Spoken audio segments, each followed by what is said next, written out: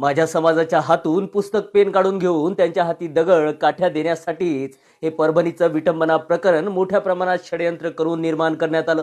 याचा एक प्लॅनिंग करण्यात आला आणि त्याचा एक खूप मोठा आधार आहे. मी खूप जबाबदारीने आणि अभ्यास करून बोलतोय, म्हणून हा व्हिडिओ होईल तेवढ्या समाज बांधवांपर्यंत जास्तीत जास्त प्रमाणात शेअर करण्याचे प्रयत्न करा. काल म्हणजे 12 डिसेंबर 2024 ला आपल्या समाजामधील 50 लोकांवर मुख्य आरोपी म्हणून आणि त्यांच्याबरोबर जवळपास 400 लोकांवर सह आरोपी म्हणून FIR दर्ज करण्यात आले. आणि हे सर्व खोटे गुन्हे दाखल करणारा गुन्हे शाखेचा PI अशोक घोरभांड आहे. हा तोच अशोक घोरभांड आहे जेव्हा पुण्यातील भीमा कोरेगावची दंगल घडून आणण्यात आली होती तेव्हा तेथे सुद्धा PI होता. हा तोच अशोक घोरभांड आहे जेव्हा नांदेडमध्ये अक्षय भालेरावची हत्या घडून आणण्यात आली होती आणि मोठ्या प्रमाणात याच अशोक घोरभांडच्या निलंबनाची मागणी करण्यात आली होती. आणि अशी अनेक प्रकरणं आहेत जिथे जिथे हा PI असतो तिथे तिथेच समाजावर अन्याय अत्याचार होतात, तिथे तिथेच अशा प्रकारच्या दंगली घडून आणल्या जातात.